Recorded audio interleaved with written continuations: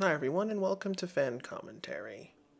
Now, I wanted to start off Jungle Fury with this episode because it's a really good RJ episode. But not only that, I want to talk about the elephant in the room. Now, one of the main criticisms I have with Jungle Fury is Casey. One of the things I never liked about Casey until near the end of the season was that he was very whiny. Now, that trait could be really good for a series, for a character, but then there are times where it doesn't work. And when I first saw him in the pilot, which I'll get into more details when I cover that episode in the future, it was too much. In this episode, he has the same problem as Whiny, but it factors into the episode and works really well. So, not only is this a good RJ story, it's a good Casey story. I also love how really good the stunt performers and actors do their skills in the show because this season is about, technique, styles, and individuality from all their martial arts skills. So I love how they kept that element from Gekiranger and brought it over to Jungle Fury. And I like it because, a normal person would react that, Theo and Lily got to new power-ups, new types of fighting styles, and Casey hasn't gotten anything yet. This is where I really like that he has the right to whine and complain. And of course, we have Jared in similar parallels between the two. We have the Rangers practicing and wanting to learn new styles, and Jared is going through the same process.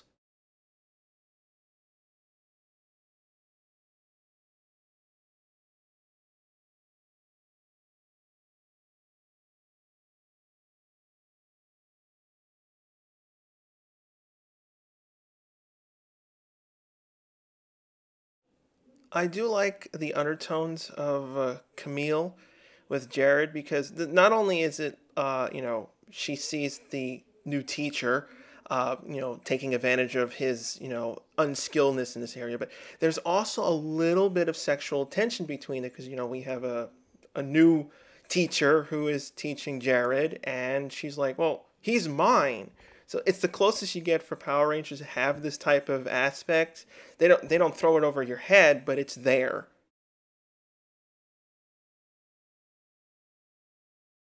I wish they had gone a little bit further with that because that was one of the things I really liked in Gekiranger between Rio and Melee. That aspect of I love you, I don't really pay attention to that dynamic. But Camille, they try to copy that, and it just didn't really work out because they didn't know where to, like, how far should they push it, how far should they not push it. It just constantly back and forth. In Casey, you kind of mispronounced that.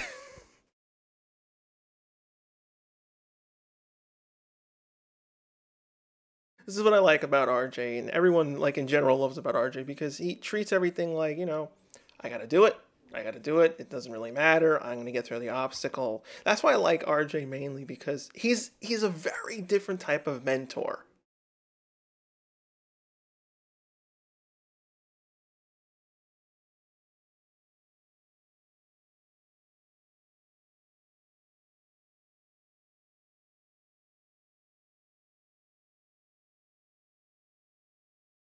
This episode worked really well, and it's a shame that it wasn't a two-parter because there's a ton of material in here that could have really been extended. Theo and Lily kind of get lost in this episode. They do get decent scenes and trying to help out RJ and Casey and figuring, oh yeah, I said the wrong thing, I should have said it here. But it would have been great if maybe the first half would have been broken up where the Zord goes out of control and then in the second half it becomes under control. That would have been a good breaking point because there's even two Zord fights and they even comment on, I'm getting tired of this and constantly fighting and going into these different things.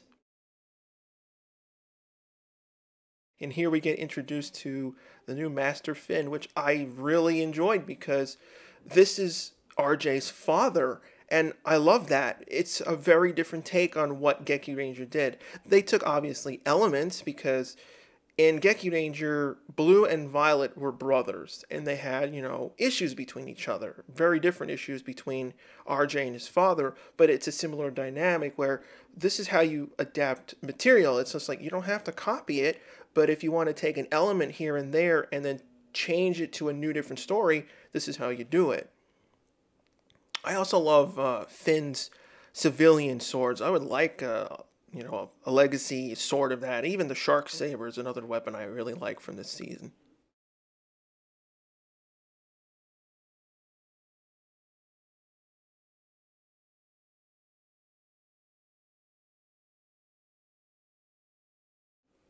This monster is basically cannon fodder. He doesn't really do much, which is in contrast to what they did in Gekiranger. The monster was a pretty big deal in this episode.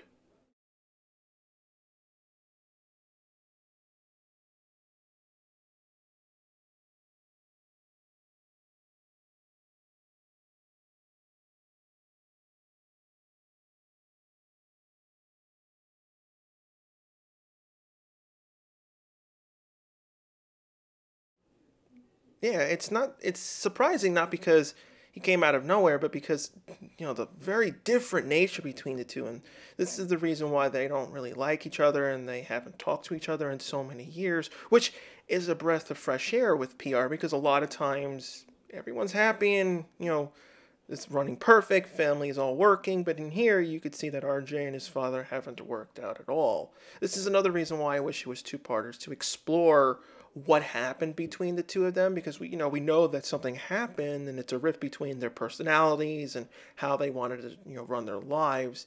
But it would have been great to see flashbacks and other bits, and because it's only one episode, it gets resolved very quickly.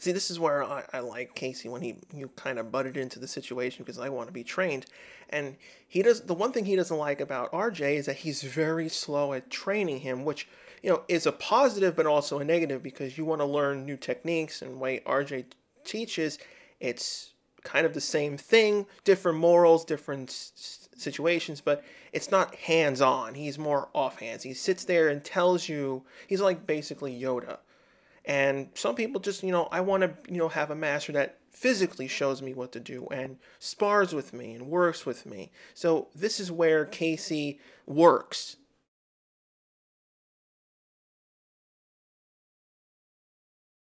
Again, this scene would work great if it was in two parts because it would show more progression because we see him screw up and we see him fail and then he gets better and better, but it's over just one episode and we don't know how many episodes within timeline that this took place because it could have been over a day, it could have been over several days. This is where having it as a two-part would work much better.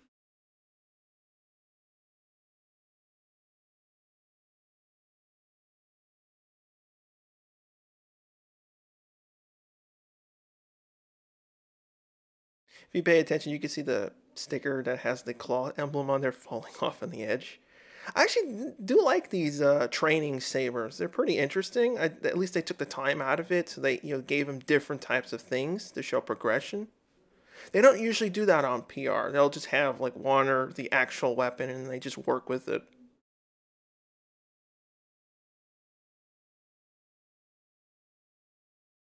And because the episode's only one episode, we don't really get any information on the Shark Zord. It's just it comes out later on in the first Megazord fight, and it's just like, oh, they were able to call it when that's an aspect that should have been worked up to as well, because it's not just the weapons and their styles that they have to master and work on. It's also it should be summoning the Zord, controlling the Zord.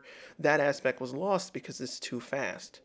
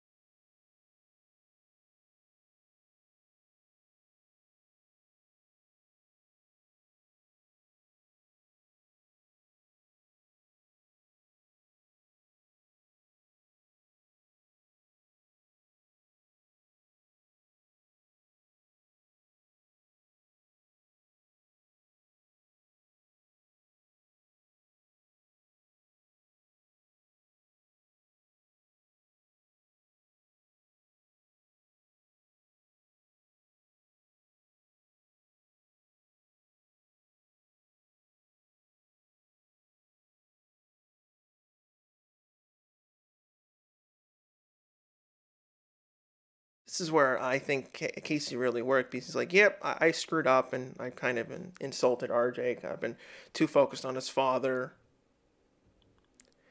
Now the solomorphers, I'll go into more detail in the when I remember I covered the first episode. It's not that I hate them, it's just they don't do a lot. As a morpher, they should do more.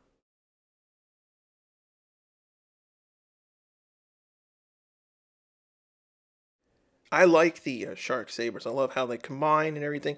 I just never liked how wobbly they are. I mean, it's good for safety when they're filming and stuff. And obviously, because they know that it was very obvious they wobbled so much, they worked it into the actual saber that somehow it's able to be flexible but then rigid at whenever it needs. But I have a feeling they probably originally intended it to be like a standard sword.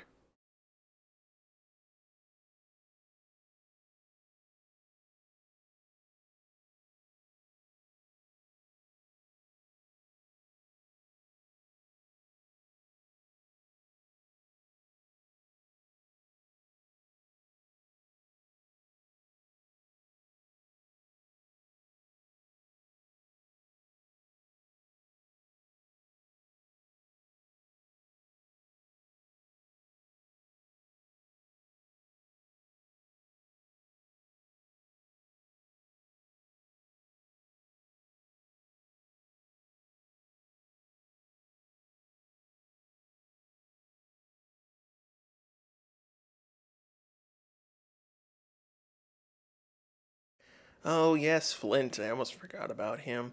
I don't have an issue with Flint, but when I first started the series, I had wished they had cut him out because I don't. Maybe it's because the way they filter Kelson Henderson's voice, it just feels more annoying. I mean, I didn't really care for the character in Gekiranger either, but it grew on me. But I don't know, Flint never really did. He felt more annoying than being a part of the show. Yeah, this is where having a second part would have worked because we could have built up the whole shark Zord and stuff. It's just like whenever they get a Zord really quickly, it just kind of feels underwhelming because it's just like there's no effort. Like I think a perfect example of how to get a Zord is with Mac and the drill driver. That is like, it shows his struggle to actually get it under control because it should be difficult. Everything should be difficult. It shouldn't be just so easy that, oh yeah, I just figured out how to control the Zord, control this weapon, know how to morph. There should be some sort of like, I need to know how to use this.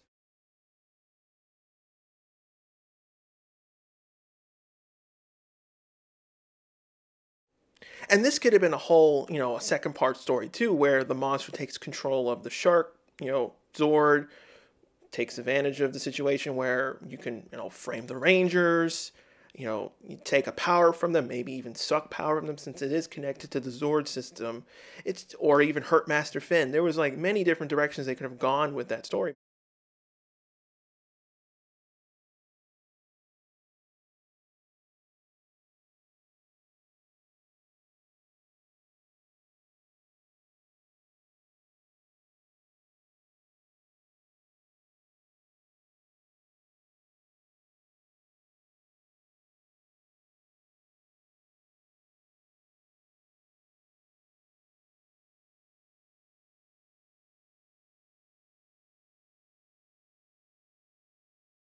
It's also a shame that because this is only one part, that Fran had to be omitted from this episode because there's a couple of scenes that could have really worked well with Fran and RJ because Fran knows RJ much more.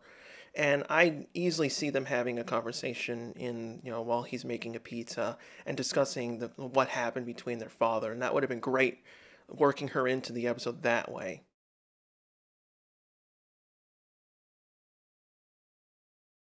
Of course, have Casey's payoff here. I also love that nice little reference there of MMPR's first episode. Although I think it's footage actually taken from Lost Galaxy because they show Jupiter later on.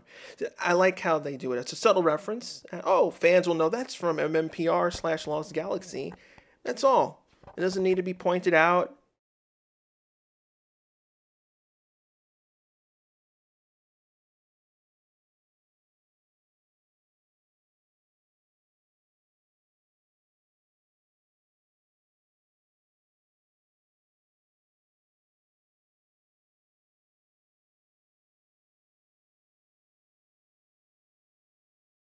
That's what I like about RJ. Is he seemed to be perfect and how they teach him and how he's always right. But in here, you show he has mistakes and he couldn't get along with his father. And it's just like, how does RJ not get along with anyone?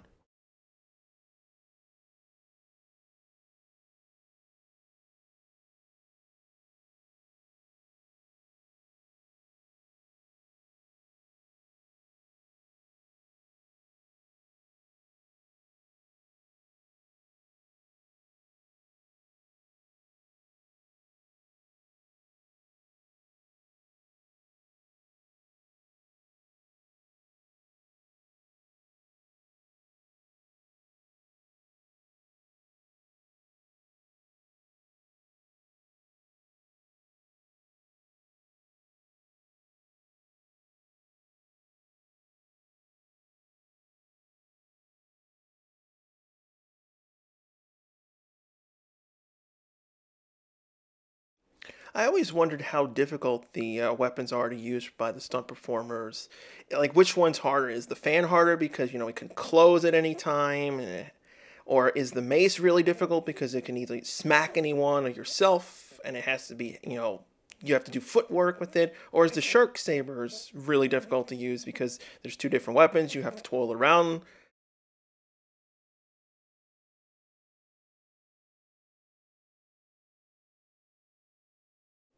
One thing I didn't really like though is that obviously, the Rangers are fighting different things and they're keeping them distracted. And that's the reason why Master Finn gets ambushed by Jared. But like no, at no point does anyone attempt to like try to head to Jared except RJ, obviously. It's just like I would have liked to have seen one of them as like, oh, like Master Finn is in trouble and it attempts and then gets blocked. It feels like they just completely ignored him and they were just so focused on the battle they weren't paying attention to their friend.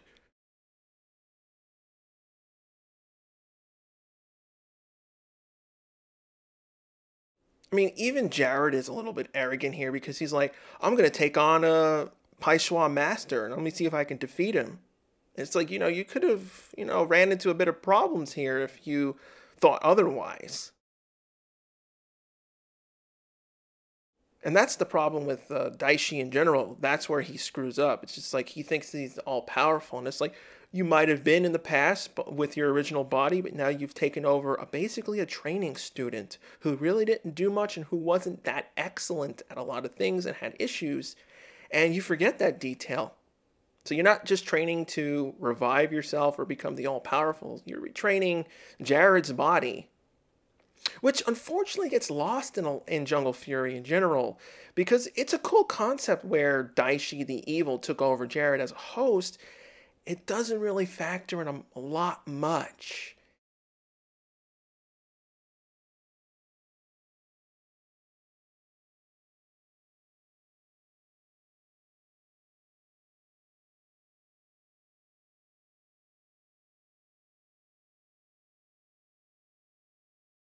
I think my favorite combination for Jungle Fury is the bat version. I never really cared for the shark as much, and the elephant same. I don't know. Elephants usually work for me. Like I like the elephant sword in Wild Force, but the elephant in here, I never really cared for because it's the whole like mace sword thing. It goes on the shoulders. It never felt appealing to me. And this is where RJ comes in to save the day, which I really wish this show showed more of his martial arts skills as civilian because he has a very unique style, which it does get translated over into when he's fighting as a ranger, but he focuses more on leg work while as a civilian he does more of hand, fights and styles. Those rare moments where PR films underwater.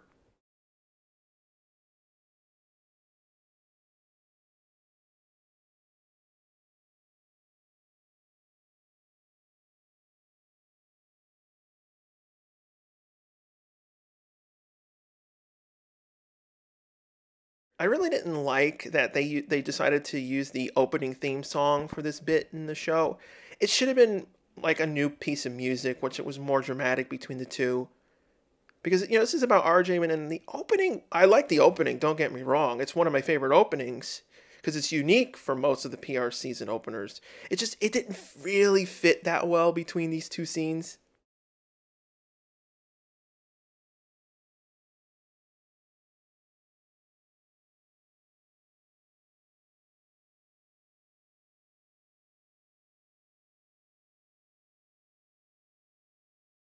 I like that he actually even points that out because he always does that. And he is very confusing, and he uses it to his advantage.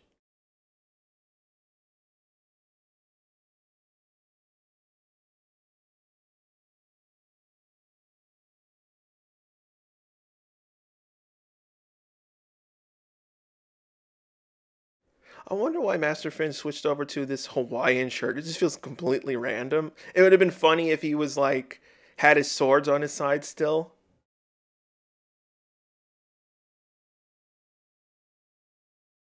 This is great and all that it has a happy ending, but for 6 to 7 years worth of not talking to each other, it ends way too quick, which is why I wish it had more time to develop.